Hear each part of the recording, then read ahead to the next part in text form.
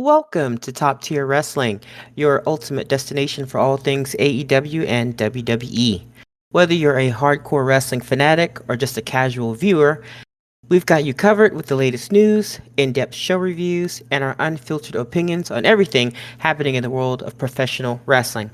Join us as we dive into the high octane action, dramatic storylines, and backstage buzz of AEW and WWE.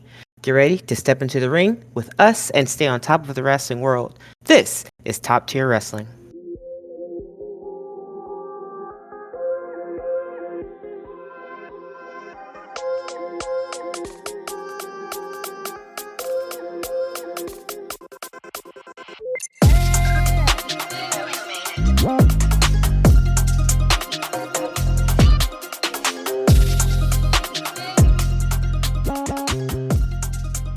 It's Wednesday, and you know what that means. AEW's Dynamite might be awesome, or it might be a hodgepodge hot pot of liquid nani. My name is Dawn, and you're, I'm your heelist, who's the realist, coming to you live from the bowels of your mom's basement. My amazing co-host Josh, with me as always. I don't know why it's always your mom, but it's a funny story. We were both lured here by fresh baked cookies on two separate days. You gotta respect a well-baked cookie. Not all bad. She You had two gotta. You gotta, right? Not all bad though. She did have two computer rigs down here already. Because even she understands the importance of the Top Tier Wrestling podcast. As mentioned, we're here to cover AEW's Wednesday Night Dynamite for December 4th. So, friends, faces, heels, lend us your ears, and let's get into it. I like it. So we are well into the Continental Classic, and tonight we So will be into it. continuing. We've got a match in the Gold League and the Blue League, and we start the night with a match between two individuals that just on its face looks like it should be a banger. We've got Kyle Fletcher and Shelton Benjamin going against one another for the Blue League in the Continental Classic.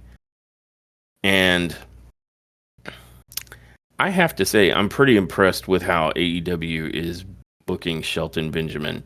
Yeah. They're booking him like he is another Brock Lesnar. They're booking him as a powerhouse monster, and I like it. Yeah. And Fletcher was on board to help sell that. Initially starting the match, hopping out of the ring and trying to agitate Shelton Benjamin by not wanting to grapple with Shelton Benjamin, which is smart. I mean, that's where Shelton is strongest, right? Right. So for the first portion of this match, it's a whole lot of those kind of mind games, but eventually Benjamin gets his hands on Fletcher and then agitates Fletcher back enough that Fletcher decides to meet him where he lives and starts grappling in the middle of the ring. And I gotta say, I'm pretty impressed by how well. Fletcher's no joke either, so I'm Right. pretty impressed by how well he ended up grappling against Shelton Benjamin here. But that did not prevent Benjamin from doing that. I want to say it's the crotch drop where he grabs hold of Kyle Fletcher and kind of underhooks him through the crotch and just bodies him with what could only be called a back body drop from space. And while he didn't catch similar height with such a big guy as Fletcher, he did get him up and over, and it looked like Fletcher landed on his neck pretty high. It was a brutal landing. It didn't look fun. Like I didn't see it and go, man, I want to try that right now. No, and but to Fletcher's credit, this guy was skinny last year. Now he's starting to get real big. I mean, he's leveraging the fact that he's 6'5" and he's packing some mass on his own frame. No. So He definitely ate a version of himself and sacrificed his soul to Satan. And now he is part of Don Callis' family. You're not wrong. Yeah, I mean, thumbhead, Is that like Pinhead? They're equally as frightening, so yes. Yeah, okay, Let's good, go with good. that. And there Basically, was a point. your torment is having to listen to Don Callis cut promos forever, for all eternity. There you go. Well, there's something weird and very awkward about Don Callis, and I can't tell where him evoking a character and him just being that awkward of a human being, like where's the line? Yeah, But there was a point where, because Don Callis is, of course, even though he can't be at ringside because of the rules of the Continental Classic, he's on commentary. So he is still kind of ringside. He just isn't interfering directly. yeah. But there was a point where Benjamin decided he was going to turn his attention to Don Callis and try and look at him menacingly or something. Hmm. And that gave Fletcher the opportunity to use that distraction. I think he ran Benjamin into the guard post and up and over. I want to say he got up and over into the timekeeper area. Yeah. And then, and this is where I'm talking about Don Callis's awkwardness. Then Fletcher decided to go in for a high five on Don Callis, and Don Callis flinched like he was going to get hit, and then barely just Seriously. tapped the high five back. And Yeah, it was it's the like he was saying, softest. "Ew, human contact, Yeah, it no." was the softest, strangest, like, what the fuck is happening type high five response that I have ever seen in my entire life. Not to Yeah, mention, not to mention, Don Callis looks like some sort of like magical creature whose head is actually made from a balloon that he has some sort of shimmering like magical spell on to make us believe that it's a head. Like at any point I'm gonna sneeze and see his real balloon head. right. Like you'll look at him out of the side of your eye and actually see him how he is, I'm just gonna real freak form. the fuck out, and that's gonna be it. That's Yeah, gonna be it. I'm gonna not be able to not see it, and life as I know it is over. So thanks a lot, Don Callis, you magical balloon thumb fuck. All right. yep, yeah. There's a creepiness there. Like if I was Fletcher and I high fived him, I would like have to go wash my hand. Um, Like immediately. but let's see some of the other big high spots, and this is another like testament to Fletcher because we've been shown that Shelton Benjamin throws people around, Yeah. and and but Kyle Fletcher had no problems hitting Benjamin with like this massive spinning Michinoku driver.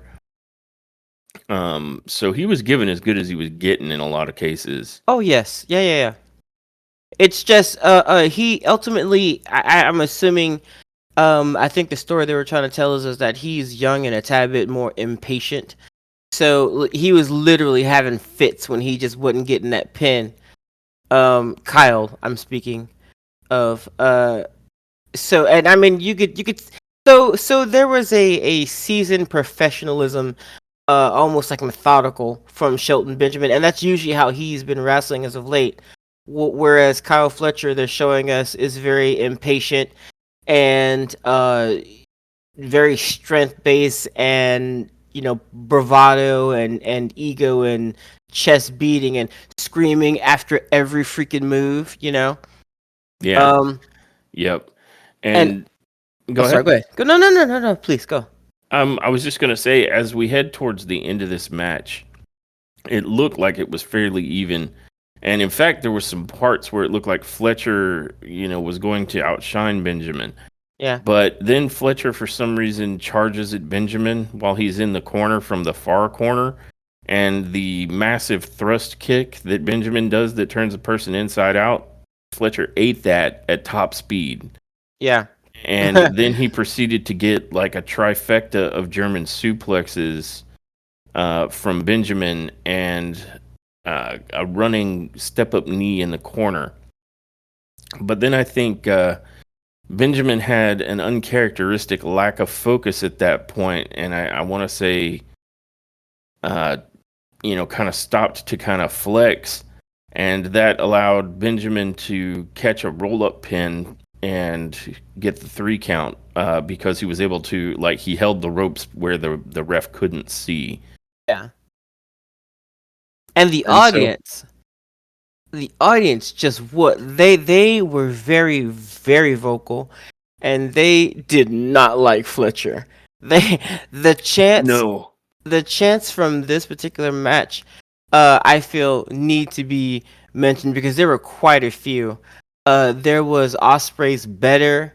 Osprey's There, better is a good one. yeah, there's "You Suck" to Kyle Fletcher, and then he started taunting back to the audience about who sucks Who now. sucks now? Yeah. Yeah, and their response was "You still suck, you still suck." There were chants for Sheldon Benjamin. Um, hmm and They I did mean, not want Kyle Fletcher to win. yeah, no, and when he did his little roll up out of nowhere and held the ropes for the 3 count. Oh my lord! The audience did not like that. Boy, they gave him the booze of a lifetime. Like, yeah. So that just tells me that Kyle Fletcher's doing a great job at being a heel, and they really do not like what he did to Will Ospreay. Not at all. Not even a No, little bit. no. The crowd. I mean, technically speaking, you're dealing with two heels here, right? Because like Yeah, exactly. MVP's, Yes. Hurt Syndicate is definitely not clearly a face group, but the Don Callis family might be the heelest heel group currently, and they absolutely were rooting for Shelton Benjamin over Kyle Fletcher easily here. Yeah. So a surprising response from the crowd, which is saying something. I should probably say here, because of the holiday, we had to make an executive decision, and we did not end up doing a podcast for Collision this past week. Mm. But just for a quick sum up, all of the matches were more or less fine. I don't think we had anything major to complain about. But the crowd where they were was so dead. They were either Yeah. super dead or they weren't mic'd up well, but it really had a diminishing effect Yeah. to feel like you're almost not like it put a fine point on how hard it must have been to perform when we were during the pandemic Yeah. for Seriously. some of these guys, because a dead crowd can really make the whole thing. Like, we had good matches. We had Osprey versus Juice Robinson. I mean, so there were solid matches, but it just felt like the crowd was not popping, and so we ended up with a deflated feeling about it, even though we Yeah. couldn't put a finger on it other than the fact that the crowd seemed dead. And it wasn't because there was a lack of people there either. It just didn't seem like they were popping. Or Yeah. again, maybe they weren't mic'd up right or something. Yeah. But Uh. that was definitely not the problem tonight on Dynamite. Like, the No. crowd No. was No. No. very vocal, and it really helps. It really helps to like up the energy and feel like what's happening really matters there. Yeah. Yeah. It does. I agree, and yeah, it was very strange. I couldn't. I remember watching Collision and just feeling like I'm like, why? Like, there's nothing wrong with this. Like, this match was great, and I remember thinking, like, where's the audience? Like, and then Yeah, I would try to focus on the audience to see if anybody was moving or talking or doing anything, because there were times where I felt like I heard some response, some feedback from the audience, but most of the time it just sounded dead. yeah, yep, So, agreed. yeah, And I mean, that was on top of the fact that we had also just, I want to say, watched WWE's Survivor Series that blew the roof off the joint. So it kind of had a double deleterious impact. Unfortunately, on a Collision episode that I think we probably, like, just real quick, what would I'm inclined to say it probably would have been an 8 if we just went on match quality alone. yeah, So it would have been a top tier episode. But again, we didn't cover it not because of any of that. We didn't cover it just because of scheduling and the holiday weekend. But for a quick sum up of our impressions, the crowd was dead, and we feel like that muted our the feel of Collision. Um, but it would have been a top tier episode, like, just on match quality alone. yeah. Because these Continental Classic matches are actually pretty good. They are, yeah. This one was probably one of my favorites, though, to be perfectly honest. Kyle Fletcher, I know he's a heel, but damn it if he ain't shining in the ring. Like, I don't know, something about that guy. He's got quality. He's got that moxie. Same thing with Yeah. Sheldon Yep. Benjamin. They're both representing, so I was really about this match, and I did not know who they were gonna give the victory to. I thought they were gonna. I thought that they were going to push out and basically give each one of them a point, make it a draw. Because it felt kind of slow in the beginning. It felt like they were drawing this out for a particular reason. So I thought we were going to go all the way to the time limit, just because of how the pacing of of the match. But Yeah. it started to pick up. I think it started to pick up, and once it picked up, it took off, and the outcome was pretty quick from the point of pickup. But yeah, I'm glad that they didn't do it. I'm glad that they Yeah. didn't do the draw. No, because we had had that again on the collision we didn't cover. We had Yeah, had that yes. outcome with Kazuchika Okada and Danny Garcia. Yeah, I'm not sure And why they decided to do it that way, but it is what it is. Maybe they didn't yeah, want to give either one of them a loss that early on because they're both champions. So maybe yeah, that's why they went that route. I think that's it. They really wanted to avoid because the whole Continental Classic is for the belt that Kazuchika Okada currently is the Right, holder of, right, right? right. So you Yeah, have him lose in the first round. I don't. Where do you go from there? And yeah, Garcia, they're trying to be up on, and he just won. yeah. I Just think the one. TNT or TBS championship. Yeah, It's and whichever one Jack Perry was holding, yeah, and yeah, yeah, I agree with you. I don't think they wanted to bury either of these guys, so they had them go the distance. yeah, But the problem is that if you're gonna go the full 20 minutes, um, try to make them entertaining 20 minutes. You know what I mean? Like yeah, like that match was very slow, and it yeah, it didn't start popping until like I want to say maybe even just the last 5 minutes of those 20 minutes. yeah. N- So This go ahead. match, yeah, no, I was just gonna say this match, Kyle Fletcher versus Shelton Benjamin. This match, was slow to be at the beginning, but I feel like after the first commercial break, it picked up after that. Yeah. So, Yep. this is like this match would have, if it had gone the whole or the full 20 minutes, it wouldn't have felt like it Yeah, because no, I agree with you. It's definitely different in that regard. yeah, yeah, Because yeah, just like in the first part where Fletcher was deliberately trying to frustrate Benjamin by a like I get it, I get the ring psychology, but if you do that for too long, you're frustrating the audience as well. yeah, Like and not in yeah, a good way, like in a this is boring kind of a chant kind of way.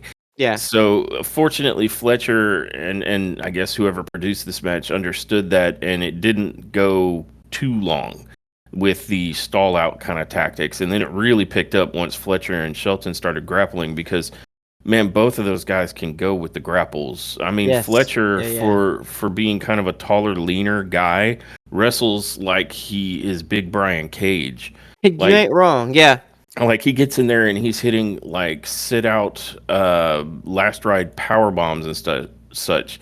yeah, He really does some big throws that you wouldn't expect coming from a guy like just looking at Fletcher, but he's it's really right. good. Like I Yeah, enjoy watching him wrestle when he gets in there and he's actually grappling. And yeah. Benjamin is almost exclusively a grapple thrower. Like, yeah, I feel like they want Benjamin to be sort of like portrayed like a Brock Lesnar almost, or even a Kurt Angle, Yeah, in the I can see sense that that. Yeah, yeah, I could see Benjamin having almost entirely a match where he German suplexes the life out of somebody. yeah. I can see that.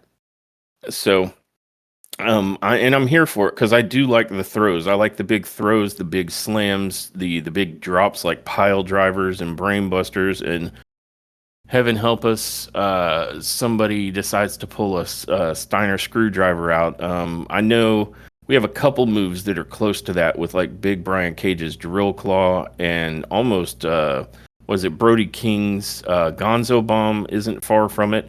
All of these are what I watch pro wrestling for. These massive, crazy slams that you just aren't going to see in any other kind of sport entertainment. Yeah, and I absolutely agree. I love the slams and the yeets myself. Uh, I like the beast mode wrestling. And the last thing that I could say about this particular match is I think they did a good job of making or keeping Benjamin in beast mode, making him keeping him looking like a competitor. Oh yeah, They didn't shit can him at all, and Fletcher ultimately had to cheat to win. So yeah, yep. um And that's a very good point because they managed to not bury either guy here. yeah, Like Fletcher was bringing it to Benjamin, but there was a point where, especially on that last run, where Benjamin just plowed him with that thrust kick and then yeah, proceeded to start German suplexing the life out of him. That it came down to like Fletcher had to do a quick roll up and cheat in order to get out of there, or otherwise Benjamin was going to take it. yeah, And so it made both men look like very strong competitors. It really did come down to like whoever got the big, like kind of the big next move wins, and Fletcher happened to be the guy.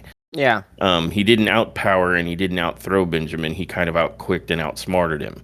yeah. And then he bounced. He rolled out of that ring so fast, and he So fast. Like he so rolled out fast. and said, "Hurry up, come on, let's go" to Don Callis, and Yeah, like, they let's go. We're hightailed it. leaving. They were Time to like, go. "Bye." And Don Callis like, oh, gotta go.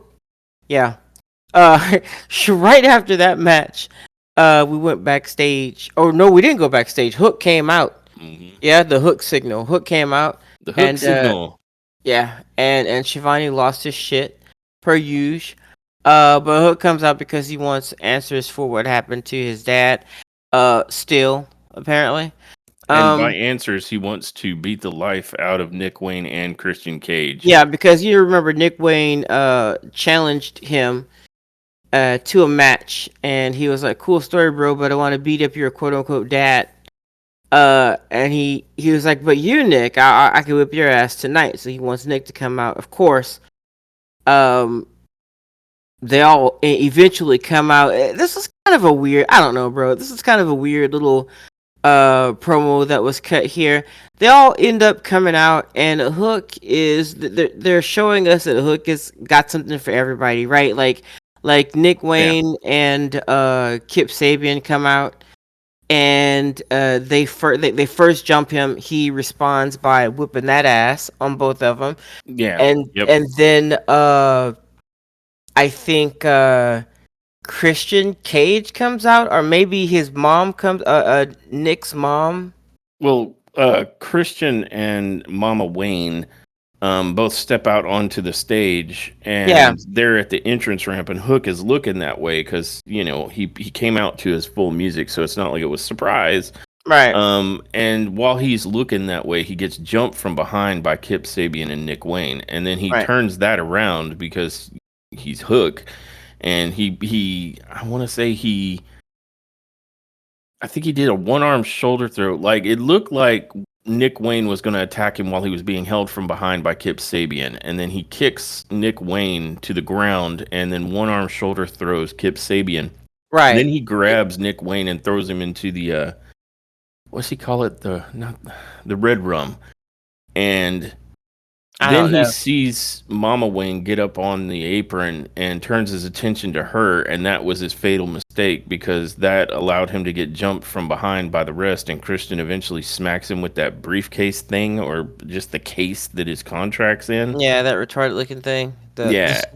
Sorry, not retarded. The stupid looking box. Yeah, it's like just this dented metal box It's that he's yeah. carrying. So But like I'm saying, I wasn't. I didn't want to. I didn't want to give like the play by play because it was just kind of a weird like. Ultimately they all ended up jumping him, and as if you didn't know that was going to happen. You're one guy and you're calling out everybody. And so they all come out basically, and apparently his hand got broken. Well, his fingers are still moving. He's still making fists. He's still flexing his hand.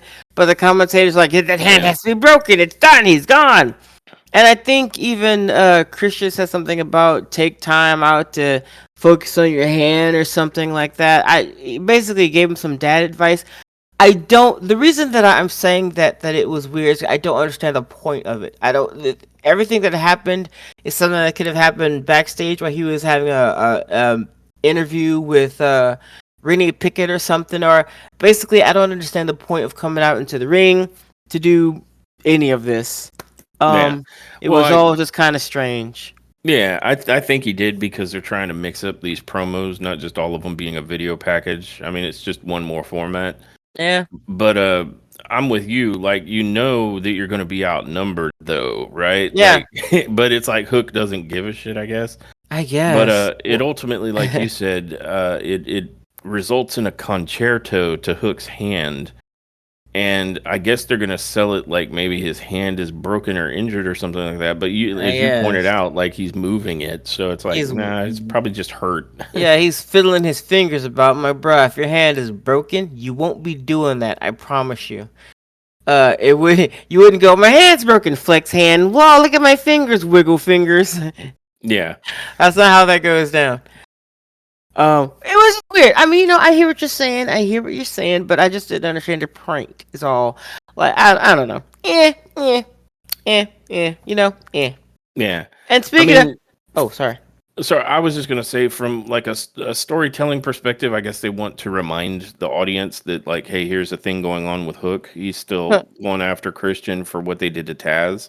Still, And yeah. I'm cool with that. What the part that I don't understand, and this is like me not judging like the format or the show or anything, is like why these people who know that they're dealing with a stable try to do so by themselves when they know that all 4 or 5 members of the stable are going to be I involved. don't know, but also, what happened to faces coming out to help? Like, what happened to the face faction? Where's Yeah, that's anybody true. to help Nobody came out anybody? to help Hook. Yeah, no, that's true. Like nobody does this. Like, the only people that you can, I don't get it. I don't know. I don't know. It's weird. Like Yeah, the whole because thing is kind of it's weird. what, like, not all that long ago, Hook was part of a group of people that went off against like the learning tree. Yeah, And like we haven't seen Samoa Joe since Chris Jericho drove him on a forklift through a wall. Like he's like that apparently killed Samoa like he's Joe. dead. Yeah, he's Samoa And dead. we haven't seen Ciabatta Bread come out. Nope. And wasn't there like another member, or was it just Hook, Ciabatta, and Samoa Joe? I think it was Hook, Chibata, and Samoa Joe. Well, then where then was even Shibata? Yeah. So yeah, like Hook apparently doesn't have any friends in the industry. Like Yeah, but like nobody does anymore. Like nobody. Like people just get their asses beat, and then a hodgepodge group of people come out maybe to save your butt. Maybe. I. yep. Uh, After that, we had speaking of Mercedes Monet is backstage, and basically what she has to say is she'll be watching Anna Jay's match very carefully because Anna Jay is flexing on Mercedes now and is focusing on that belt. And just in case you don't know, Anna Jay does have a match later on in the night, and that's why she's gonna be here.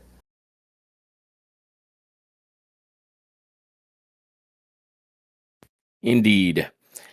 And I don't know, like it takes longer to get to that point because Mercedes has to chastise Rennie for even asking her something before she has a chance to give her little intro line. And I don't know. I'm like, okay, cool. That's how I felt about that particular segment. Yeah. Um, but then we go to the back and we see MVP and Shelton Benjamin and Bobby Lashley. And MVP proceeds to go off on Shelton Benjamin, more or less telling him, that he loves you. He loves Shelton, but he's disappointed in him because Oh, not the disappointment. what we do is hurt people, and you lost sight and lost focus, and now basically Shelton's performance reflects badly on the stable of the Hurt Syndicate, and so he got dressed down. And then I guess then Lashley said something to him, but it was inaudible, like because he didn't say it very You need to loud. get angry. Is that what he said? Yes. All right. And so as Lashley and MVP kind of walk off or out of camera, Apparently a sound guy or a security guy or somebody walks behind Shelton Benjamin, and Shelton I decides mean, that this guy is going to catch some hands. why you walking behind me? Right, I guess so. So Heel's going heel. he starts beating up that security guard, and Lashley comes back, and some other, security staff jump in, and Lashley then proceeds to jump in, and so I mean, the Hurt Syndicate is depicted as hurting people. So why you grabbing me? yeah, You know what I mean? I don't know what you're doing. I'm just saying, heel's going heel. I mean, Lance Archer knows what they're doing. Everybody Yeah, does. everybody. Yep. Everybody.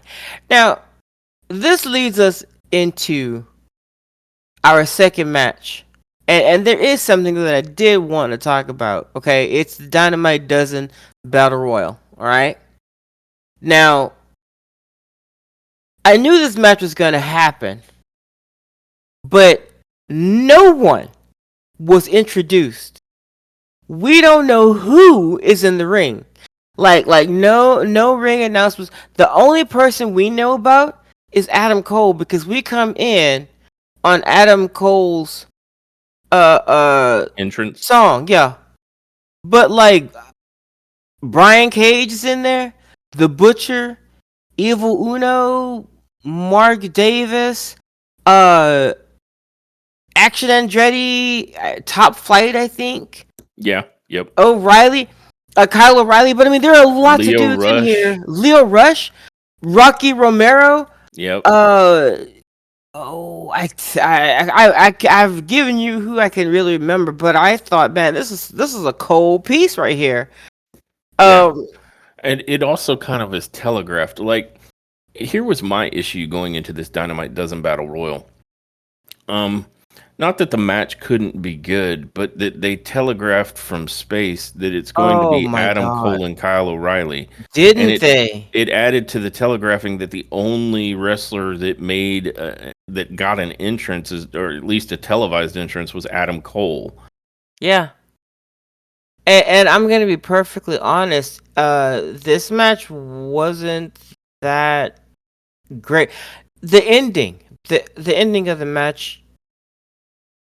If you're going to tell me that Adam Cole and Kyle O'Reilly are going to win, and they're winning against dudes like Brian Cage and the Archer and the Butcher, you're winning against dudes like that, and ultimately that who, like, big dudes like that are the ones who remain. Okay, you're seriously trying to sell me on the fact that Adam Cole is whooping that ass on like Brian Cage, and like, man, okay, maybe that's possible, but I can tell you what didn't happen in that match. You didn't sell me on it. Both of the endings for Kyle O'Reilly's finish and for Adam Cole's looked like this match was ultimately so staged for those two to win. Like basically the ending was just because these two needed to win. That was it. Yep. And you could see it. And there was no other reason for these two gentlemen to win this match other than they're supposed to. And I know that that's every match, but you don't telegraph it like that. You telegraph it like that, it's an uninteresting match that no one is going to be invested in. And I'm going to tell you, the second that Adam Cole came out and just his song popped off, I already knew, and I had already lost interest. You didn't even tell me who was in the ring. I found that to be extremely disrespectful to the rest of your superstars that you decided to shit can just so you could have a match where Adam Cole and Kyle O'Reilly win, so that they could have a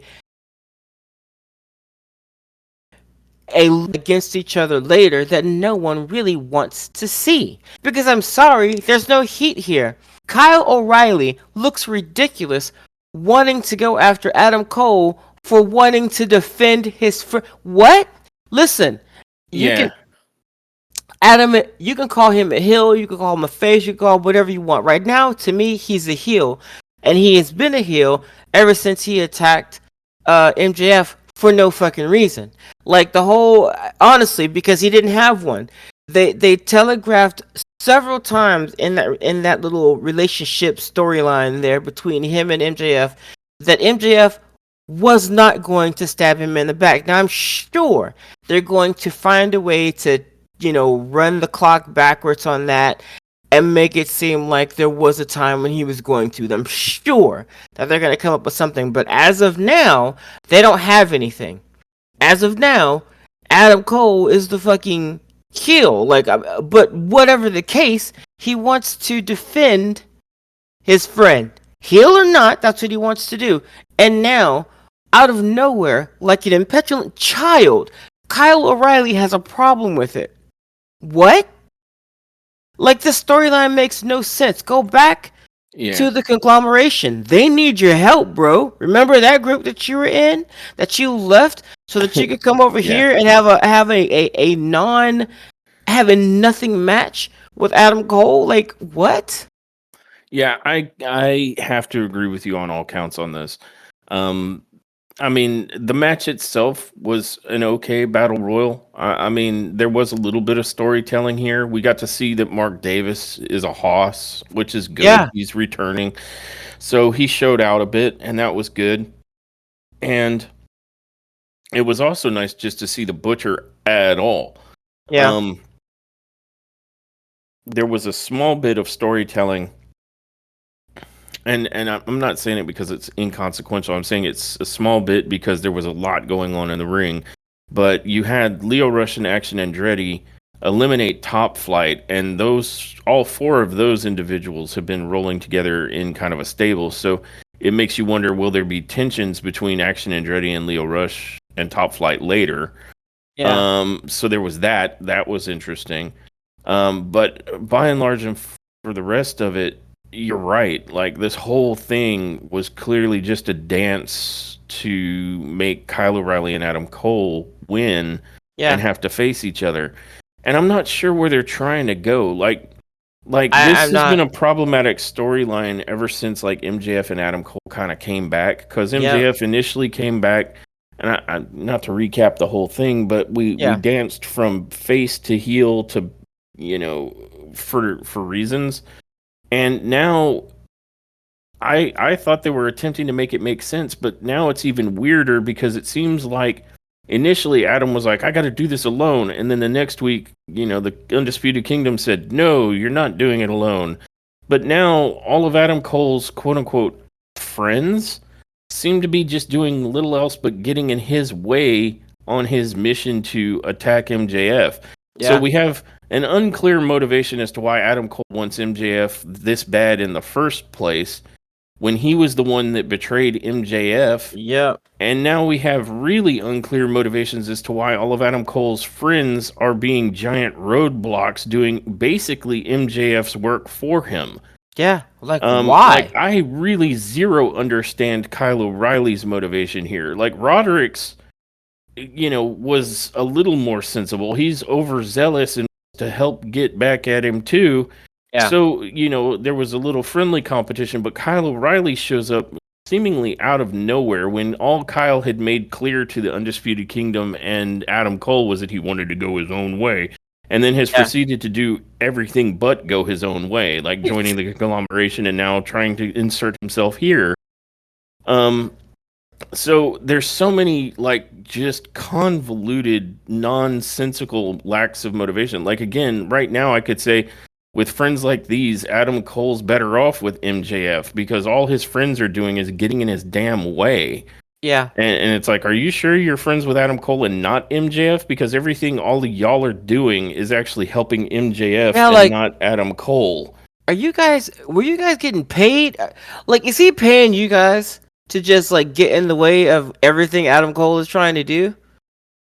Like, is that this 4D chess that's being played? Is that MJF has secretly converted all of Adam Cole's friends into his minions, and so he's got the bigger betrayal? Ha ha ha. Well played. Is that where we're trying to go? Because that could be interesting, but it's so weird and convoluted and nonsensical getting there. Yeah, I absolutely agree. But So I'm forced to agree with you that this Dynamite Dozen Battle Royal served singularly to exist only to have Adam Cole and Kyle O'Reilly go at it. And of course, I mean, it should go without saying, Adam Cole and Kyle O'Reilly win. yeah, Conveniently, it was a battle royal that just down to the last two competitors instead of they finally have to face one another. That's going to happen later. yeah, And you're right. The ending was fairly convoluted. Like you had Brian Cage fall out of the ring and just exist on the apron. In a battle royale, the first thing anybody should do is if you've been knocked over the top rope and you're sitting on the apron, roll your ass back in. And there was plenty of seeming opportunities for both Brian Cage and Lance Archer to do so. But yeah, somehow Kyle O'Reilly and Adam Cole get the two biggest dogs in that match to just sit on the apron until they can both simultaneously like kick, drop kick, whatever they did, both men to the floor. yeah, And so this was not by any means a great match. I mean, it wasn't the worst thing I've ever seen, but it was the most telegraphed. And like I agree with you. We all know that wrestling is performative. It's staged, but we're not supposed to see it so clearly. yeah, So, and I think you said that, and I'm just reiterating it because you put it perfectly. So, this for me was a fairly weak match on the night, and it served only like exclusively storytelling purposes that were very overtly telegraphed, and yeah, it was meh. yeah. And I feel like they did all that at to the detriment of 10 other superstars. Yeah, At, at and to the detriment of the Dynamite Dozen Battle Royal being anything more than to serve this particular angle. yeah, yeah. I just I don't know. I feel some kind of way about it. I'm feeling some kind of way about that. I feel like the like.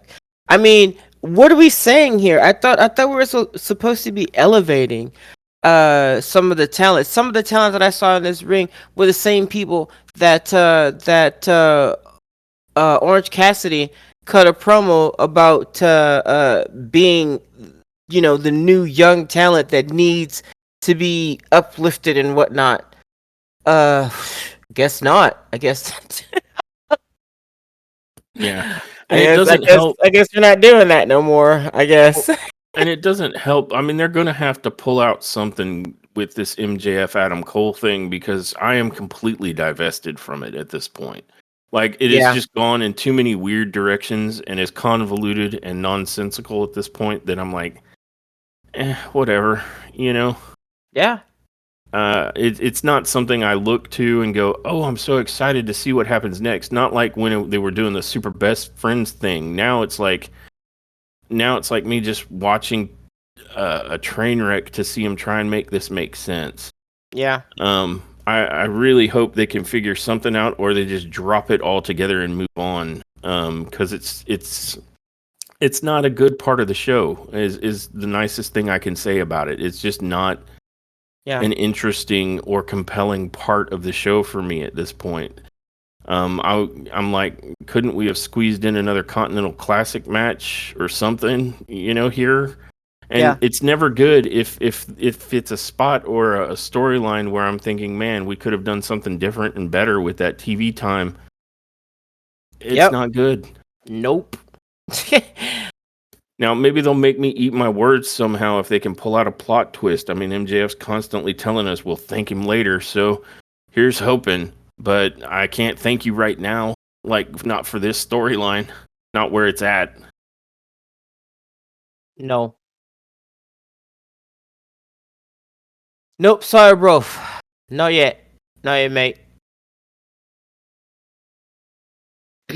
But you know, hopefully, I'm hoping that they can give me something here. But right now, this is like a very weak part of the AEW Story storyline. arcs. Yeah, Yeah. story arcs. Yeah, this is pretty weak. One of the which is sad, because it's coming from such a cool place. It started out so good, and here we are now. Um, Yep. I don't even think MJF can pull it out. Like, but you know, who knows? Maybe they can make me eat my words. I hope they do because I don't like feeling this way about the product. Yeah. We even podcast about AEW because we're fans of AEW. Yeah. So we want to be up on the product, but I can't in good conscience say that this is tracking for me in any kind of amusing way or interesting way. Yeah. Um. Yeah. So, speaking of, I'm just looking at what came next. Uh. Speaking of, we had Max Caster in the back with Billy Gunn and Anthony Bowens. And boy, I don't know what sauce Max Caster has been sipping on, but my man's head is so far up his ass right now. Holy smokes! And I'm Yeah. watching this whole segment where Billy Gunn is basically trying to talk Caster down from stupidity, from the mountain of stupidity that he is climbing by himself with getting into this feud with Swerve Strickland. Um, but he's just not listening. Max Caster ain't listening. So I think Billy even asked Yeah. Anthony to chime in here, and Anthony's response was, or Anthony's basically his advice to Caster was, you say you're the best wrestler in the world, then go out there and prove it. That was basically it. Max Caster's like, thank Yeah. you. Thank you, some encouragement. And I'm like, oh no, poor baby. Well, I think what they're trying to no, convey here, and I'm not saying they're doing a bad idea by me no, no, breaking it no. down this way, but I believe if I understand the story arc correctly and the character's motivations, is that Max Caster has let it go to his head that Yeah, MVP showed any interest. And yeah, because of that, he's gotten it into his, he got big headed and he's like, I'm the best wrestler alive.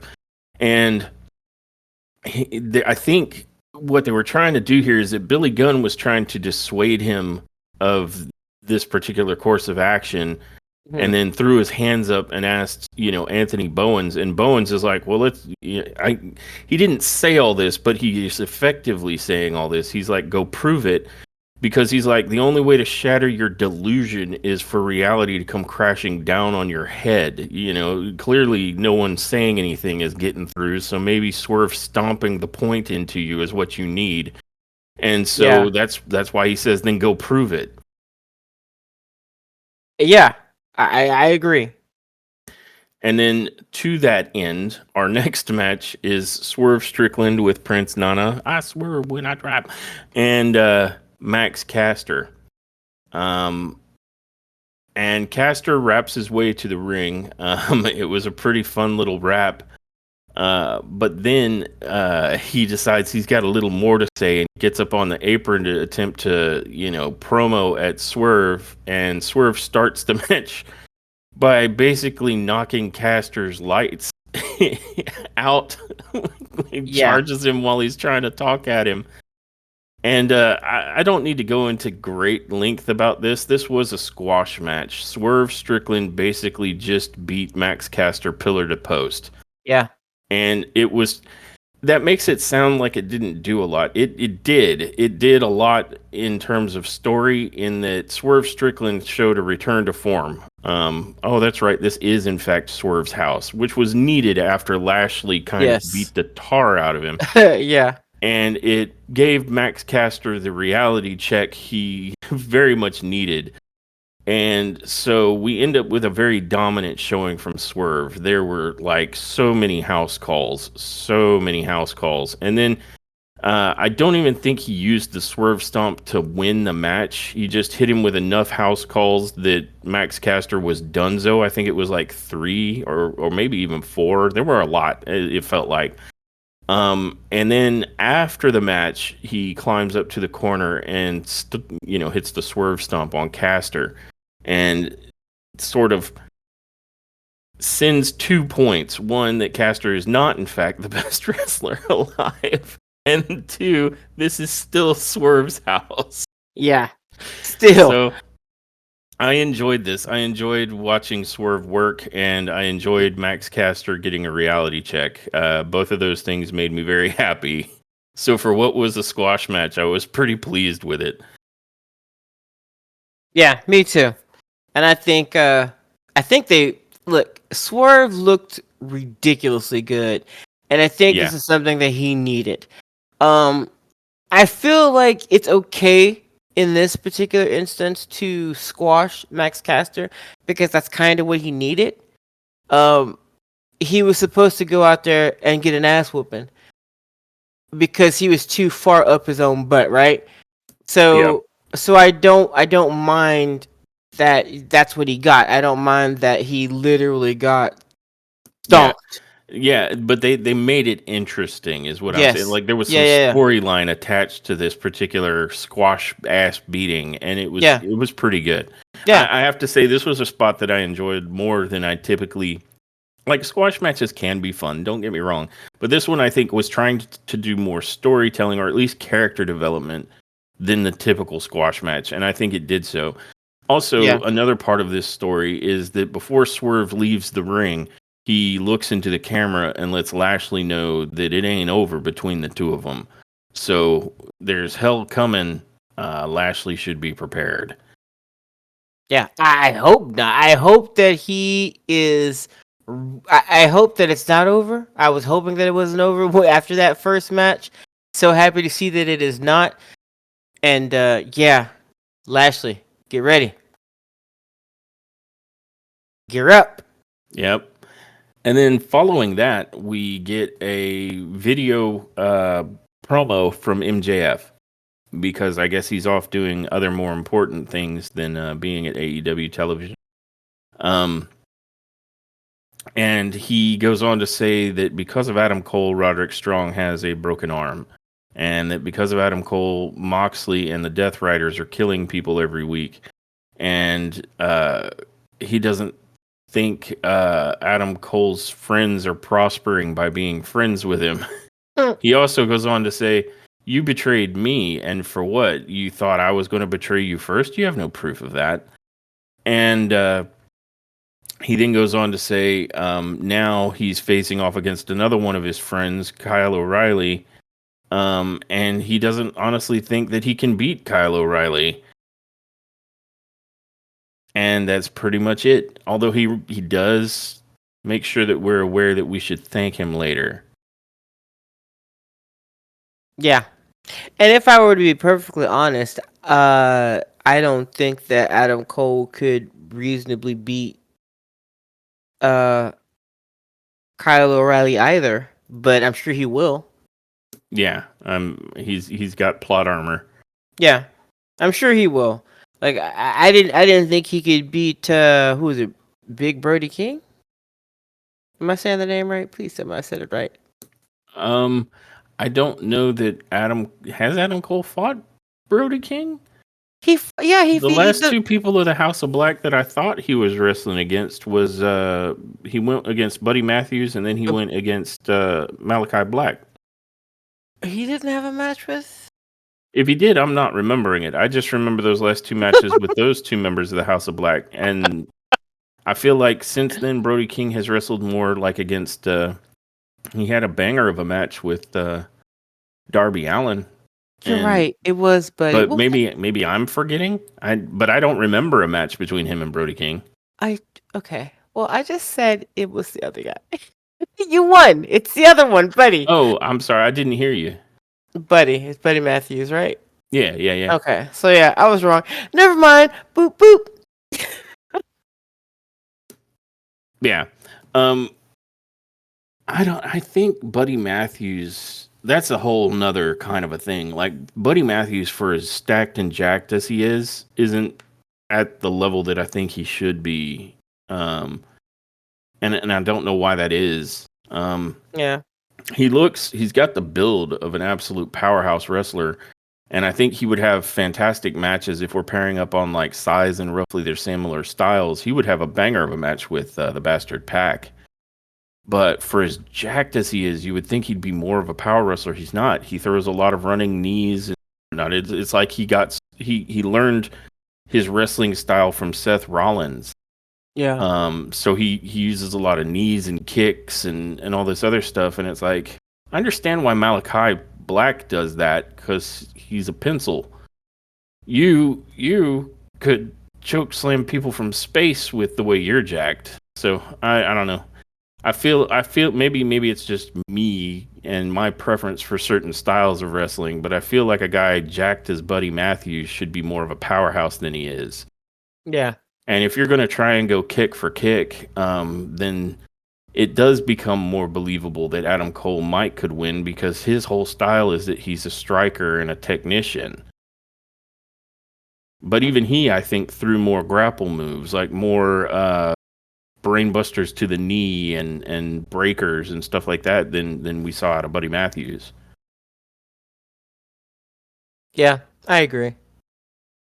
Speaking of the Bastard Pack, that circles back to match number 4, which is the Bastard Pack of the Death Riders with Wheeler Yuta, and they're going against one Jay White, who currently has no friends in the universe. Seriously. Because as we found out, and as near as I can tell, this isn't kayfabe, this is real, Juice Robinson has a fractured fibula, which is one of the bones in the shin. And he initially was going to have foot x-rays. So he's out because he's legitimately injured. And the Ass Boys, Austin and Colton Gunn, the Guns, they're out on what I believe is a kayfabe injury from being attacked with a chair by Jay White, I think. Wasn't it? But no. At any rate, we have a situation where Jay White is going one-on-one versus, a member of the Death Riders, so but wait, there's going to be interference. Aren't the Ass Boys with Jay White? Yeah, so it wasn't Jay White. I can't remember, but somebody chair shotted him. Maybe it was Hangman, actually, is who I meant to say. Yeah. But the Ass Boys have not been seen. Like, they've taken the same kind of kayfabe injury as Samoa Joe, where they disappear for a ridiculous amount of time. I guess they needed vacation time or something, or maybe they're getting surgery. I don't know. Yeah. But they're gone. They haven't been on the scene for a month or more now, at least. Yeah, it's been a minute. And so apparently these were chair shots with adamantine chairs or something. Yes. Meanwhile, we can see one wrestler get like concertoed, or they even get the we're wrapping this chair around your neck, and they're back like a week later. So I don't know. Yeah. I don't know. Powerful chairs. Super chairs. And this ends up being a pretty okay match. Like, Wheeler Yuta didn't interfere as much as I thought he would here. But he did interfere. Yeah, he did. Jay White is really taking it to Pac and lights him up. And I remember noticing that Pac looked beat up pretty early on. Like, it was showing on his body. Like, he had this huge streak on his back shoulder. That looked like what did you run into? You ran into something legit hard. And Jay White lit up his chest. Like, you could see the evidence on Pac's chest. Jay White was not holding back with those back chops at all. And of course you end up with some good action between both of these men. But there is a point where they go to the outside, and Wheeler Yuta pretty much yanks Jay White off the apron and clotheslines him. And that's early on in the match, and we're like, ugh, it's gonna be that kind of a match, huh? Yeah. Yeah. We did get to see some really good spots. We got to see Jay White with a spike DDT, and that's fun because DDTs are fun, but Pac sells a DDT like you had just pulled a fish out of water and now it's flailing to try and get back in. The way Pac sells the DDT legit makes it look like you killed him. And then you had I want to say Pac counters an attempt at Jay White's massive spinning Uranagi to deliver a nice rebound German suplex, but then Jay White, I feel like we're channeling the new bloodline here, because Jay White uses the spinning Uranagi, which is just, it's the spinning solo that Solo does. And then here, after that German suplex, he pulled a Jacob Fatu and no-sold the suplex straight into the big Uranagi again. Just an And that was absolute no thank you. that yeah, and that was a really cool spot because like Jay White, that spinning Uranagi he throws looks devastatingly good. Yeah. Um and then I want to say Pac went up to the top and attempted a shooting star press, but Jay White rolled out of the way and Pac kind of rolled through the landing instead of just belly flopping. So, both men kind of reset. And then I want to say near the end of the match, Jay White goes for Blade Runner on Pac, sorry. And Pac ends up countering by kind of getting into a standing crucifix. So he's hanging off of Jay White's back and puts him into the brutalizer submission. And for some reason, White is now bleeding from the mouth. I guess he was being brutalized so brutally. And he walks towards the ropes, and I found this a little confusing. Like, it was cool that he was powering through it, but it's like he walked close to one set of ropes only to turn around and walk towards a different set of ropes. And I'm like, why would you move away from the ropes you were close to these other ropes over here? And I can only think it's because he was like, wait, these aren't the ropes that I need for what comes next. You know what I mean? I think Like so. blocking, like you're in the wrong spot. Yeah. I think that's what happened. He was like, "Burr, oh wait, shit, Burr over here." Yep. But at any rate, it still looked cool. It was just slightly, I was like, why would you do that? And then I was like, oh, I know why he did that. Because he needs to be over here by these ropes, not those ropes. And he ends up collapsing, but he does so catching, I want to say, the middle rope on the way down, so it forces the break. And then when the referee is doing the 4 count and pulls Pac off, Wheeler Yuta pulls Jay White outside the ring and hits him with a Busaiku knee, and we're like, oh, this is going to be that thing, because then Yuta picks up White and throws him back into the ring, and Pac then goes to pick Jay White up, and Jay hits an out of nowhere Blade Runner on him and catches the 1-2-3. So I was like, sweet. Even with the stupid interference, Jay White ends up prevailing here. I thought it was bad. I thought that looked so badass. Yeah. I mean, this was a really good match. I mean, I know I cited that like it was weird that Jay White, walked one way and then the other, but I mean, on the whole, this was a cool match. Like Jay White and the Bastard Pac can put one on. It was a good match. And Jay White has been looking fantastic since he came back. I mean, really good. Yep, absolutely. Yeah. And it was even cool, I think, like even after this match, Yuta got into the ring and he was about to do some business, and then he got a Blade Runner. Yeah, so Jay's like, I got a Blade Runner for you. Yeah. I got a Blade Runner for you. And then Marina Shafir gets into the ring. And the crowd was saying, like, they were chanting something like, give it to her or something. Or somebody was saying, give it to her. I think what you were hearing was everyone's internal thought. I think that's what you were hearing. Was everyone collectively thinking the same thing. But she came into the ring just to stare down White. I don't think she went after him. I don't think she tried to put hands on him, because the last time she did, he legit was about to give her a Blade Runner. So maybe this time she was like, I'm going to approach this differently. Yeah, she walked from one side of the ring to the other in a stare down, which allowed White to take his eye away from what he should have been looking at, and then allows Jon Moxley to get in behind him and beat him down. Yeah. And it ultimately results in a singular paradigm shift from Jon Moxley. Yeah. And I think Jon Moxley, after that, he was about to leave. Yeah, they were heading out. But then Hangman comes out. So Moxley was like, well, hang on now, because I guess Moxley was like, everybody can get this paradigm shift too, So he stops. And I think, I'm not sure, but I know that they got into it, like him, like Moxley and Hangman, right? Didn't they get into it?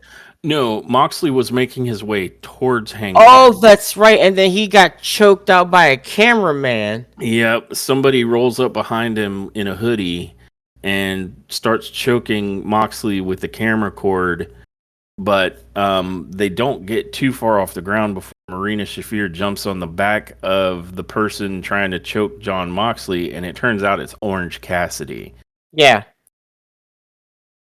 And then I'm not sure what happens, but I know that Orange Cassidy and Shafir are having a battle out on the apron near the like the audience, the freaking that By the barricade? yeah, the barricade. Thank you. Yeah. That's the B word.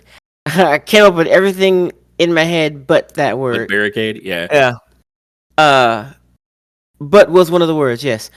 So, but like they're over there doing their thing, and was it Moxley and Hangman Yeah. Yeah, end up in Hangman the ends up in the ring. Yep. end up in the ring with Moxley, and I do know at some point that all I saw were Shafir's legs as she got yeeted into the audience, like Yep. over the barricade, which I was like, found amusing. Um, Yep. yeah. Let's see what else. Oh, I think Moxley or no, not Moxley. I think gosh, I'm trying to remember if Moxley had the upper hand at the time because I know that it ended up being everybody in the ring. It did.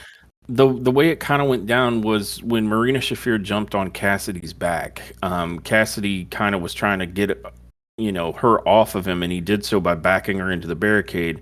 That was when Hangman power hobbled his way to the ring because he's That's still right. selling that knee injury, Yeah. and he's punching on Moxley, and he throws Moxley into the ring and follows up and is trying to get down, to beating down on Moxley. But I want to say Wheeler Yuta makes his way back in there, and Moxley and Yuta end up tossing Hangman out of the other side of the ring towards the announce desk. And that's when Cassidy throws Shafir off of his shoulder and hits the ring and starts popping off with orange punches on everybody. Yeah. He orange punches like specifically the first person he orange punches the life out of is Wheeler Yuta, and then you see Moxley turn around. He can catch an orange punch too, and then I want to say Jay White is back on his feet, and he drills Moxley with a Blade Runner. So now Jay Moxley's Cargill. been orange. Yes, yeah, there it is. Now Moxley has been orange punched and Blade Runnered, and shortly after that, White and Cassidy are kind of just staring at each other because they're not allies outside of this common enemy, Yeah. And so they're both looking at each other like Cassidy's like, well, I ain't trying to catch a Blade Runner, and White's like, well, I ain't trying to get orange punched. And Moxley is kind of down and out in the middle of the ring, and Hangman pulls himself up to the apron and ends up hitting a buckshot lariat, bad knee and all, on Yeah. Moxley. And so, Hangman was like, I am trying to buckshot though. I am trying to buckshot. yeah. So we end up with basically Jay White, Orange Cassidy, and Hangman staring at each other while Christian Cage made his way out to the entrance ramp, showing that he had the contract in hand. And this was kind of a cool spot showing all of the interested parties involved around, what's happening with the Death Riders and the fact that Moxley's the current AEW champ. Yeah. And that all of these people want a piece of John Moxley, and they just got one. And they're like, oh, and then there's Christian Cage, who is watching from afar, just looking for his opportunity to, use that contract to get the AEW title. So it was actually a really good spot. I liked it. Yeah. And you know what? I know that there are some people who have their issues with. I mean, with each one of these wrestlers. To be perfectly honest, I think Jay White might be the least controversial when it comes to uh being good or being a great wrestler in the ring. Um, but I think that all three of them looked. AW looked really good in this particular segment. Um, I got nothing bad to say about Moxley. I got nothing bad to say about Marina Shafir. I got nothing bad to say about Orange Cassidy or Jay White or Hangman. I think all of them did their roles admirably, uh, and Moxley didn't look like a little bitch. In fact, there was one instance where he was going up the ramp that I can recall where he was about to go and address I think it was Hangman that was out there uh, for right before he got choked out, and Marina Shafir was there, I guess, blocking whomever would be on the ramp, and Moxley grabbed her by the wrist and kind of just moved her over to the side so that he could get in that particular position. And I'm like, okay, somebody's been listening. Somebody has been going, maybe Moxley, you don't let her do all this for you. Maybe you kind of do. You remember? Because remember when you were being sold as a badass? Maybe not your girlfriend get in the way, and maybe not. Fuck yeah, get away. Maybe not that. Yeah, yeah, So, and so I thought it was a good look, and Moxley getting Solo Sikoa in the ring there. Hey, if you haven't seen Survivor Series, I don't know, you tripping, you playing. Um, You playing? I'm just saying. So I thought it was good. It looked good, and it was a nice little segment. Kind of took the bad taste out of my mouth that I had for the ridiculous Adam Cole and Kyle O'Reilly feud. That makes no sense. Um, yeah, yeah. yeah, but that bad taste came right back because match 5 was Anna Jay versus Penelope Ford. And right before they had this match, they showed us this video vignette of this heat that Anna Jay and Penelope have had over the years, and that looked really great. And I remember the first thing I said was, "You guys had this kind of heat, and you started out with this bullshitting match between Penelope Ford and Hayter, and these bullshitting ass matches between Anna Jay and Mariah May for no damn reason. Like you could have started this." You could have started this feud between Anna Jay and Penelope again then, so that they could be well warmed up and they could be giving us some seasoned, ridiculous matches by now. Instead, we had to sit and watch Anna Jay and Penelope Ford kind of flub through this match for a good 5-6 minutes, where Penelope just kept spinning Anna Jay around when they were on the apron. I'm like, bitch, are we doing ballerina moves or are we fucking wrestling? I Yeah, don't know what was going on. there was some real awkward spots in this one where Penelope Ford would have Anna Jay outside the ring and then spin her like she's going towards the barricade, but then suddenly decide, nah, I'm going over here. And it wasn't because she was doing like a wraparound, like for momentum. Like it Nah, literally looked like, oh wait, I'm not supposed to go over here yet, yeah. or something. Like it just was awkward. It was weird, man. It was weird, and short. I'm outside of that. I just maybe the chemistry will come back because it started to kind of get back into the groove of things towards the end of the match. Maybe the chemistry between these two ladies is gonna come back. I hope in full force. But I blame AEW for giving us some matches prior to this one that were unnecessary. These two ladies could have been focused on each other like long time ago. Matter of fact, that could have been the reason that Penelope Ford was coming back. She could have come back for that. When Anna Jay was talking about, I want this belt from Mariah, Penelope Ford should have come back and gone, are you sure about that? Because you and I got some unfinished business, bitch. That would have been great. Instead, you remember when we had so off mic, you and I had a conversation about the problem that we feel, or some of the problems that we feel AEW has, and I mentioned booking. For me, this is one of those examples. I feel like the booking here, uh, especially with the women, for some freaking reason, the booking is horrible. For the women in AEW, it's like they just don't know who to put who with who, and I'm not sure who. I'm not sure why you don't. Um, but God, I don't know. I feel like maybe if you had given these ladies more time to rekindle that feud, because even when they got into the ring, it was cold. It was like cold as shit. Like I think Anna Jay wanted to shake Penelope's hand and start out like, let's do this, decent, and we'll have a good clean fight. And Penelope was like, nah, fuck yeah. And so she wasn't, and she pushed her, and then Anna Jay pushed her back, and then they started with their fight. But I mean, uh, I'm hoping, man. I'm not saying that I don't want to see these two ladies again in the ring together. I'm not saying that. I'm saying I am hoping that they can get an opportunity to bring back to rekindle the fire that we saw in the promos that they were showing us, man, between these two, and their past feud or their past matches. I'm hoping they can bring that back because I'd be here for it. Yeah, I there's a lot that there's a lot.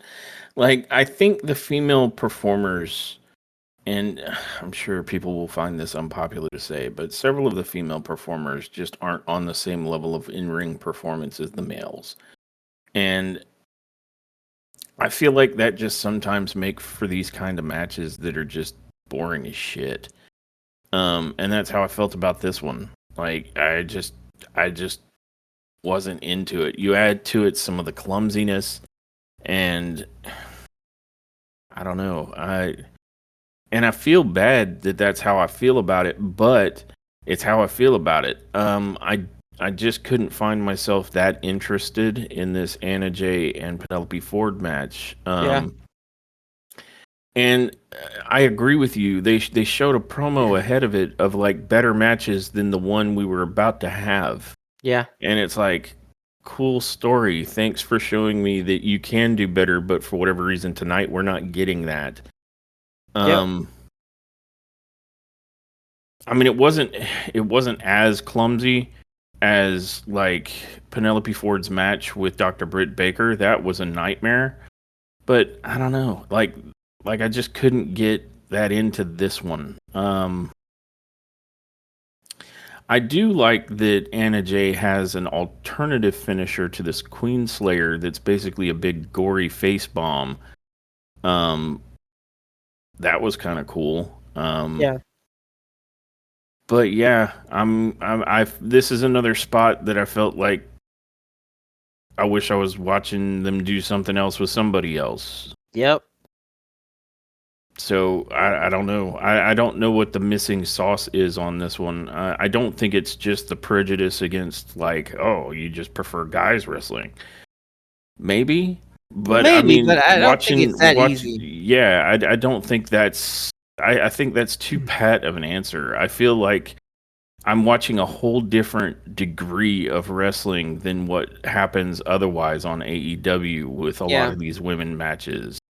I feel like we went from a wrestling style that has the extremes of like shows like ECW or some of the indie crazy shit back down to like, this is something that happened in the performance center at WWE. You know what I mean? yeah, yeah, So trying to get the ladies on that level is something AEW to work on.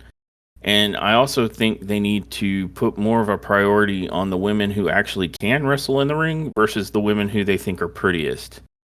yeah, Because you know that's not what I'm here for. If I want to see pretty women, I have an entire world of the internet and a beautiful girlfriend. I don't need that for this.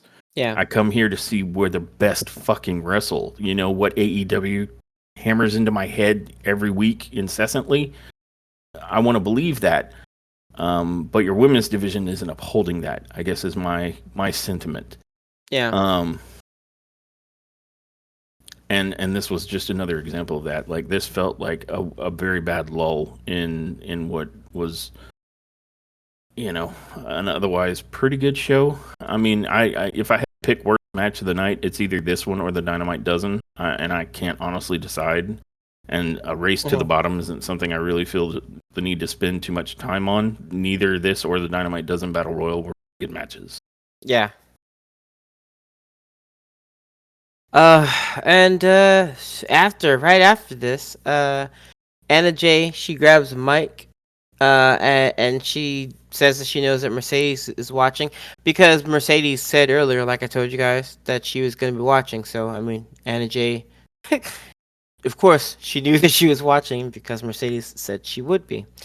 But then she told her to get out here, like get you get out here right now, like she meant it.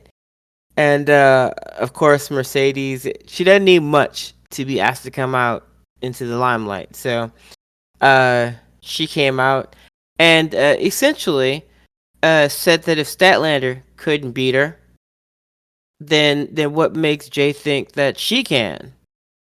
Um, and basically, like, she kidded her. I think she gave her the kid. Uh, and then I think Jay gave her the softest kitten mitten slap to the face. Like, and this is what, the second time that we've seen her do something like this, where she's supposed to be doing something that's like dominating, and it just looks very soft. This is another example of kind of what we're talking about. Like, she hits her with one singular slap, and you've got the champ in the ring. You have advantage on her. Yeah, right then and there. Slap. And instead of taking it to her, you stop and like do some stupid looking girl pose and start talking trash instead of kicking the freaking shit out of her. And she's right there, like you had her.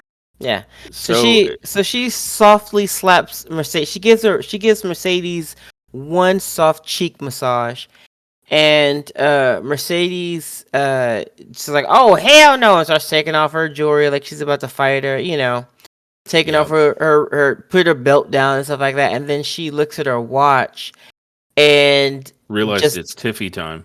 Yeah, and then she like kind of slides out of the ring and says she didn't have says this is only going to happen on her time. She takes all her shit and she walks out basically, and that's that. And I guess they kind of wanted to get all the crap women stuff out of the way because it's all in one little segment. Because right after that, Mariah, I'm kidding. Stop. Guys. I mean, you're not too far off. It was. I'm not too far it's all in a block, but not all of it was crap, and I think that's what we're getting into. Yeah, that's what I'm kidding about. Mariah May is in the back with Renee Paquette. Renee Paquette, who has the worst job ever sometimes because she just tries to do her job as an interviewer, and they're like, "Who the hell are you to talk to me?" And it's like that's her job, dude. And that's pretty much what happened there. And before Mariah could really get into the annoying bitch fest, Renee Paquette was like, "Yeah, I don't have time for that. I'm not doing this," And she was about to bounce. Mariah May stopped her, and then started to cut pretty much the same promo that she's been cutting on Mina. About I think she's doing a good thing. Giving her friend the opportunity to go for this belt. But it's all kind of like very sarcastically, very what's the word I'm looking for? Snide. Yeah, it's almost like there's a very air of talk downness to it. And the camera kind of cuts to Renee as she's listening, completely uninvested. Like she has this look on her face, like I hate this bitch. She's like, I got somewhere better I could be too. Yeah, and she's like, this bitch. That's the face she's making the entire time. But in the background, we see a tiny figure stumping around. That looks very similar to the outline of one Mina Shirakawa. Walking in the background, yeah. Yeah. Mariah May still cutting her promo about how she's doing, the good friend thing, and how afterwards they'll have a glass of champagne and talk about it and whatnot, and And that's when. I think she had made some comment about like, but don't think that this is like just a free gift, because when you get in that ring with me, you're gonna work. Yeah, yes, yeah.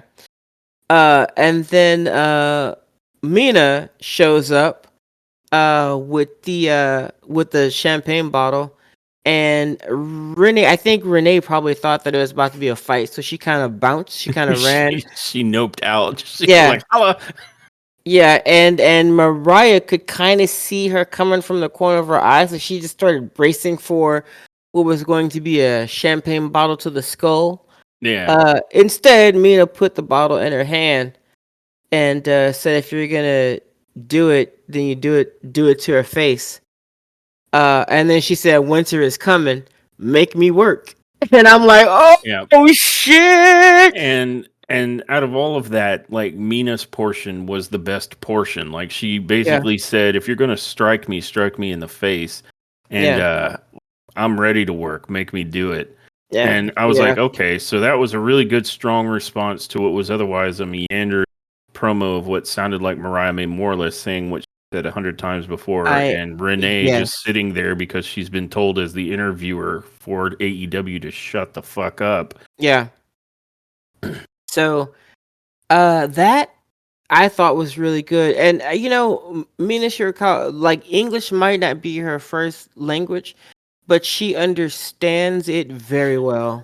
She understood She the assignment. No, yeah, She was on it. she understands the American language very well. She understands the slang. She understands sarcasm. She understands the play on words. Like she's got it down pat, which I think is why she sounds or feels so comfortable speaking it when she does. She takes her time, but she knows what she's fucking saying, and she knows exactly what she means. And you're not gonna get anything over on her with any Americanisms that you think she might not get. I think she's very culturally pop culture aware.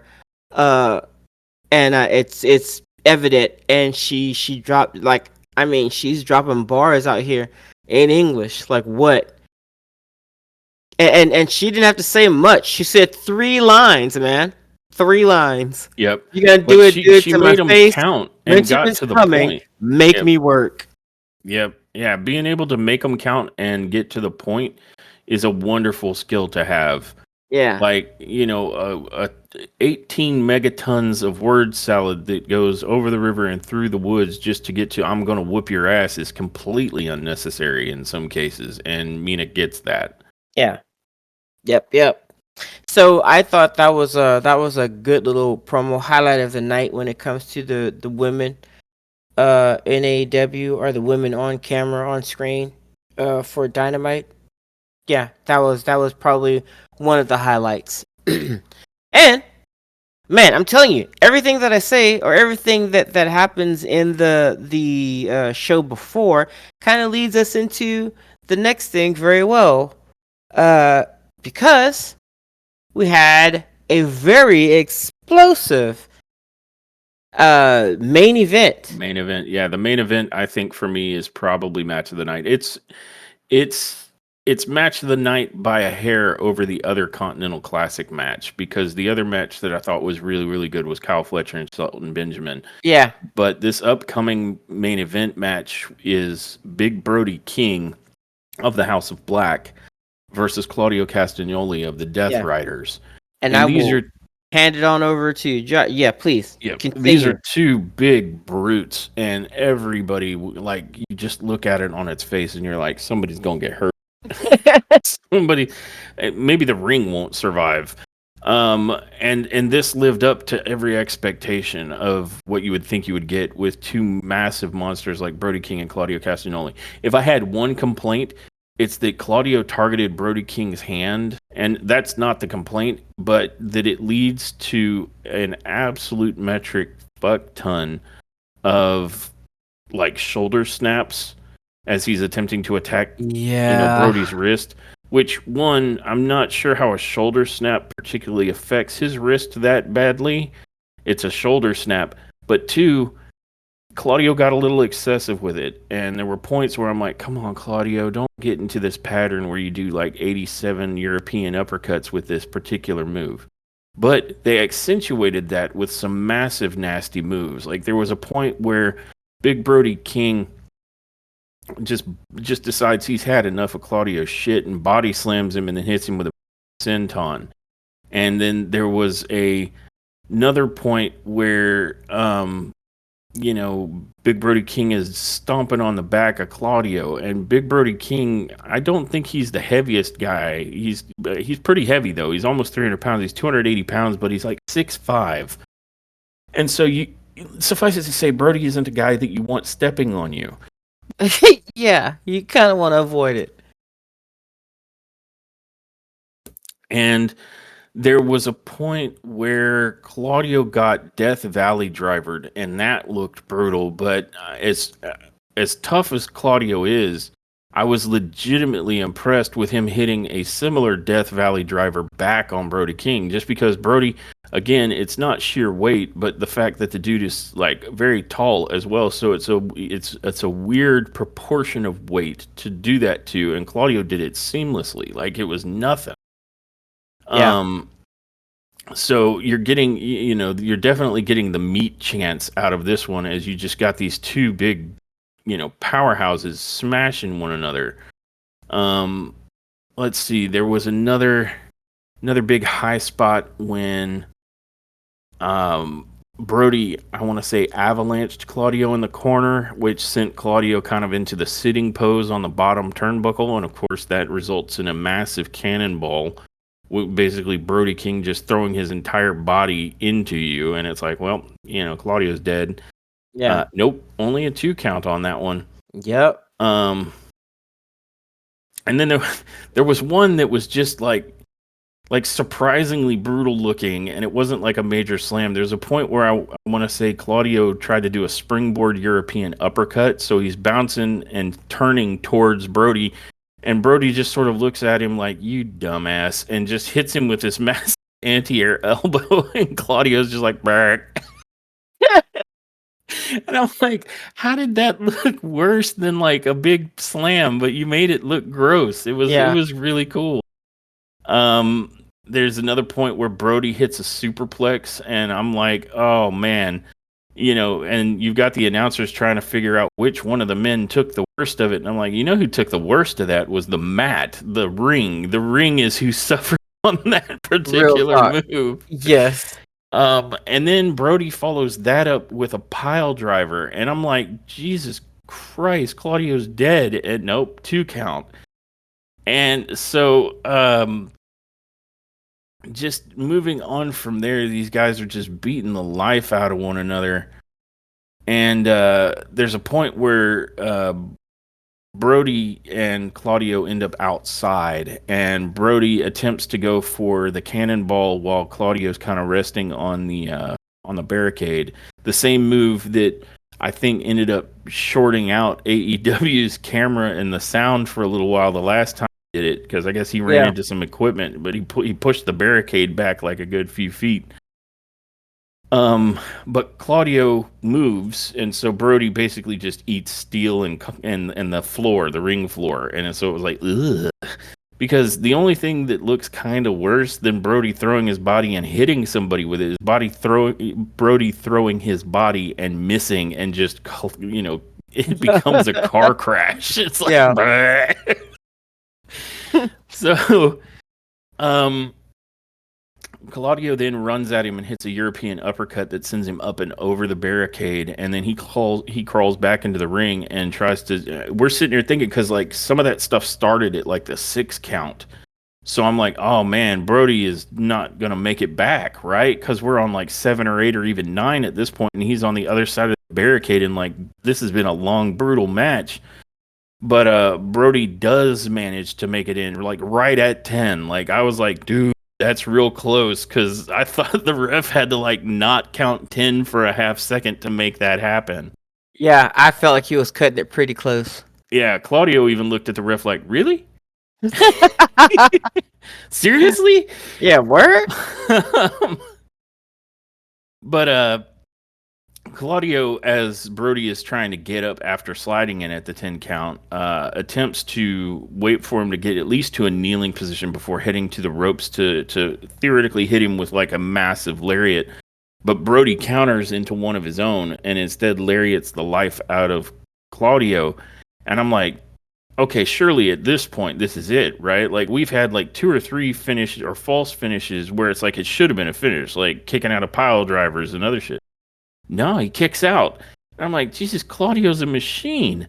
Yeah. And at this point, Brody attempts to get Claudio up for the Gonzo bomb, and he does get him up all the way to the shoulder, but Claudio kind of like goes for the eyes and sort of, it was a weird way he shimmied out of it. And he ends up catching the ref's attention as he's coming off the shoulder. Like, he ends up grabbing hold of the ref, and the ref is like, what the hell? Because it looks like Claudio's in free fall for coming off of Brody's shoulder. And it's during this moment that Claudio is hanging on to the ref, not for any other reason. It looks like he just needed to support himself from not falling to the mat. But then he does a back kick low blow behind the referee's, well, not behind his back, but in such a way that the ref couldn't see it happen. And then he immediately spins around, and it was an interesting way he approached it. Like he jumped over the back, or kind of, I don't know how to put it, but he just sort of glided over the back of Brody King into the neutralizer position, hits the neutralizer, and catches the 1-2-3 on the end of a cheaty low blow victory after this big match. Yeah. And crusty, but still. Yeah, it was a crusty fitting. finish, but man, was it a good match. Like, this match makes me want to see Brody King, Claudio Castagnoli again. Yeah. Like, it was good. Both of these guys are just absolute beasts in the ring. And minus the arm bars and hand business. Yeah, a little less of that. Yeah, I agree with you. Yeah. But more of the like super slams and whatnot. But yeah, these two are just behemoths in the ring, and maybe that's why this was such a good match, and it's second or first over only on the big match, which was Kyle Fletcher versus Shelton Benjamin. I mean, these are all big grappler brute guys, and so it's right up my alley. But this was a fantastic match. Like this for me, this was match of the night. Yeah. It was a very good finish. Easily match of the night. I think my favorite this match is probably Sheldon Benjamin and Kyle Fletcher. But just overall quality, excitement, just the main event. This was definitely a main event. Yep. I agree. And right now, the Continental Classic, I think, is the thing to be looking at, because some of the best matches that happen on the show are easily the Continental Classic square ups. Yeah. And you know that these guys are going to have to face each other again at some point down the line, because it's not a single elimination contest. They're going to wrestle again. And I'm like, okay, I'm here for it. Let me see Big Brody King versus Shelton Castagnoli versus Kyle Fletcher. Let's get that one going. Please and thank you. Yeah, because these are matches that carry themselves like the storyline is you're in a tournament, so the match is the story, right? Like it's all about that in-ring work, and that's freaking Mortal Kombat. That is where AEW can excel. That's what they do really, really well. So, without much of a story outside of that, I'm not saying it's not a good story. I'm just saying that is the story. They're in a tournament. And so it's really these pairings that sell the story. So it's great. You get to book just matches that people want to see with wrestlers that, they don't have any kind of necessarily storyline heat. But you get to pair them up, and I'm here for it. This has been the Continental Classic stuff has been the best part of the last two shows, the last Collision and this Dynamite. Yeah. I know, not saying everything that wasn't Continental Classic was therefore crap, but some of the pieces that were crap had nothing to do with the Continental Classic. The Continental Classic stuff has been pretty good.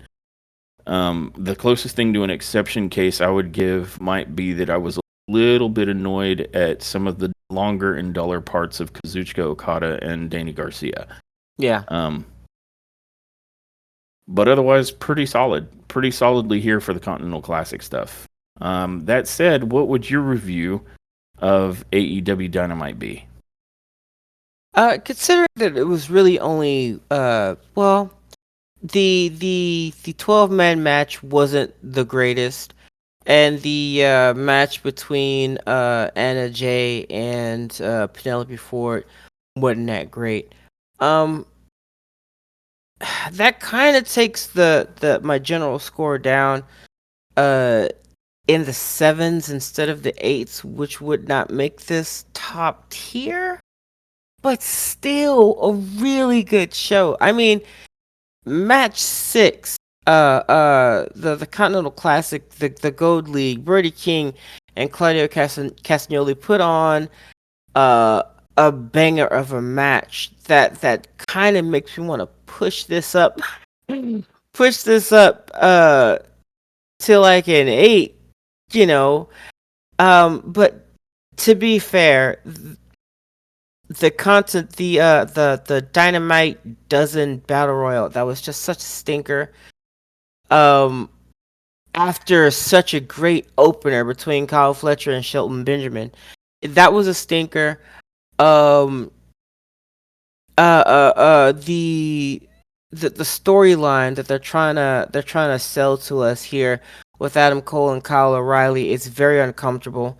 I enjoyed the squash match between Swerve Strickland and Max Caster, but it was very, it was very short. Yeah. Yep. Kind of a, just for fun. Hey, guess who's back again? Swerve is back. Tell a friend. Um, uh, and the match with Pac and Jay White was really good. Um, so I feel kind of bad when I say 7.5. Uh, but honestly, that's kind of where it would be, factoring in other things like the Anna Jay Penelope Ford Yep. match, Mercedes' face being on the screen. Um, God, yeah. Yeah, so I'm beating around the bush because I'm trying to find reasons to give it more points, but I can't. I'm gonna have to say a 7.5, 7.75. Just so close to 8. So close to top tier, but just not quite there. Yeah, I'm inclined to agree with you very much. Like my score winds up somewhere in the 7 to 7.5 category because Yeah, there's a real inconsistency. I mean, I know here lately, like by contrast, like our WWE reviews, they've been on fire, but the WWE is on fire right now. Like the last few shows have been like 8, 9s, and 10s. you ain't wrong. You ain't And that's wrong. not, I know there's currently an internet war between AEW and WWE, which is ridiculous. So I'm sure Yeah, somebody will be like, WWE shows, eh? No, man.